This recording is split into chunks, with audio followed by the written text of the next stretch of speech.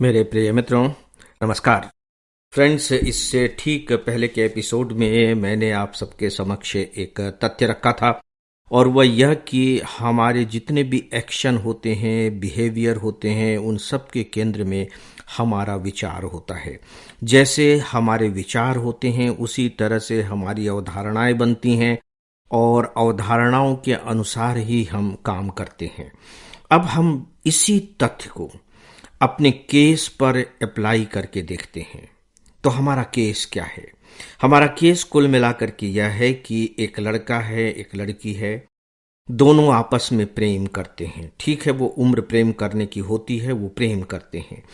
प्रेम करने के बाद उनका विवाह नहीं हो पाता है और वो जानते हुए भी प्रेम कर रहे होते हैं कि शायद विवाह न हो पाए, क्योंकि वो जानते हैं दोनों अलग अलग जाति के हैं और दोनों के माता पिता इसके लिए सहमत नहीं हैं।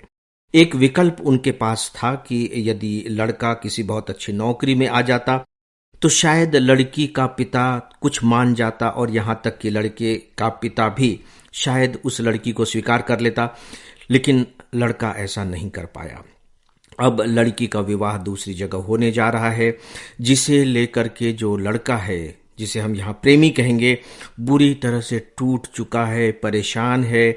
अब उसके मन में जीने की इच्छा ही नहीं रह गई है, क्योंकि उस लड़की का विवाह उसके साथ न होकर किसी दूसरे के साथ होने जा रहा है। मैंने जानबूझ करके इस कहानी को फिर से यहाँ दोहराया है ताकि आपके दिमाग में केस तरोताजा हो जाए।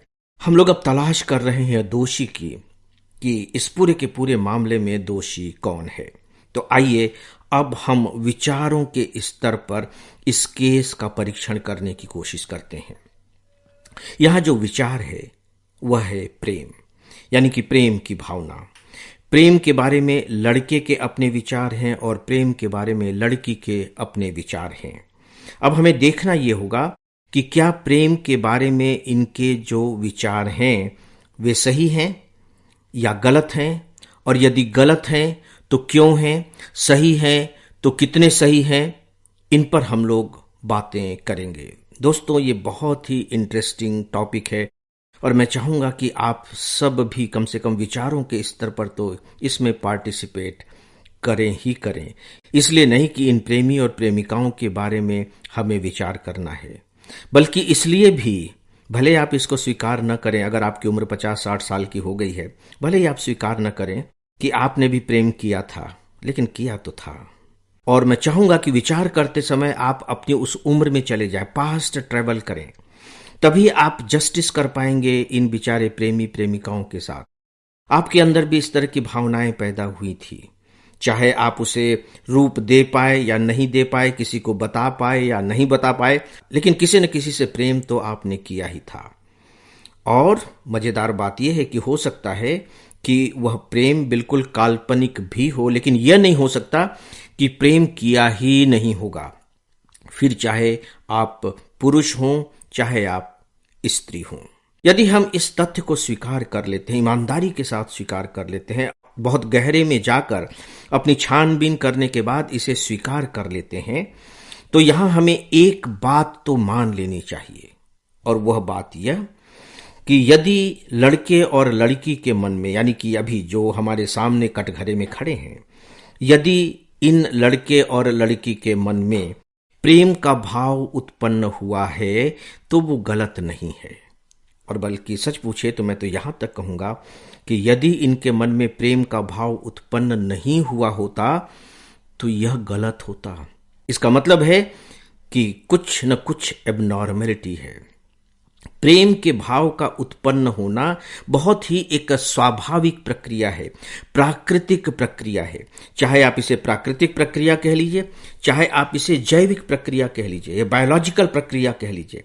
जी हाँ, हमारे शरीर में लगातार हार्मोन्स बनते रहते हैं, गायब होते रहते हैं, नए नए हार्मोन्स आते रहते हैं, हार्मोन्स का आपस में संविलन चलता रहता है। और इस दौर में, जिस दौर में इन लड़के और लड़कियों ने आपस में प्रेम किया है, उस दौर में उनके शरीर में इस तरह के हार्मोन्स उत्पन्न हुए हैं कि एक दूसरे के प्रति आकर्षित हो जाना बहुत ही सामान्य सी बात है।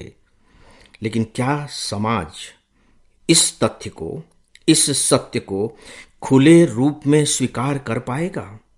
मुझे ऐसा लगता है कि अगर समाज इसे खुले रूप में स्वीकार कर ले तो शायद प्रेम के ऊपर जो दबाव है वो थोड़ा कम होगा। शायद समाज प्रेम को लेकर के जिस तरीके से सोचता है उस सोच की दिशा भी सही हो सकेगी। और ये जो हार्मोन्स का बनना और बिगड़ना है, आना और जाना है, दोस्तों आपके और हमारे हाथ में नहीं है। तो फिर समाज इसे अपने हाथ में कैसे ले सकता है? इस पर विचार किया जाना चाहिए। दोस्तों अब मैं आप लोगों को एक गीत बता रहा हूं। खामोश फिल्म का ये गीत है और 3 दिनों के बाद अब आप सबसे मेरी मुलाकात होगी और मैं चाहूंगा कि इस दौर में आप इस गीत को कम से कम 13 बार तो जरूर सुने। तब आप प्रेम को सही तरीके से समझ पाएंगे, महसूस भी कर पाएंगे। महसूस तो आपने किया है लेकिन सही संदर्भों में महसूस कर पाएंगे।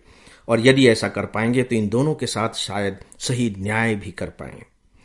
लता मंगेशकर जी ने गाया है, 1969 में ये फिल्म आई थी खामोशी।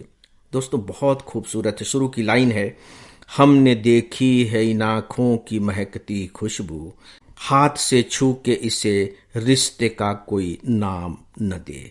दोस्तों इस गीत को सुनिएगा 3 दिन में, 1 बार नहीं, 2 बार नहीं, 3 बार नहीं, कम से कम 13 बार। तब ये गीत आपके अंदर उतरेगा और जब गीत आपके अंदर उतरेगा तो इस गीत के सही अर्थ आपके अंदर से बाहर आएंगे।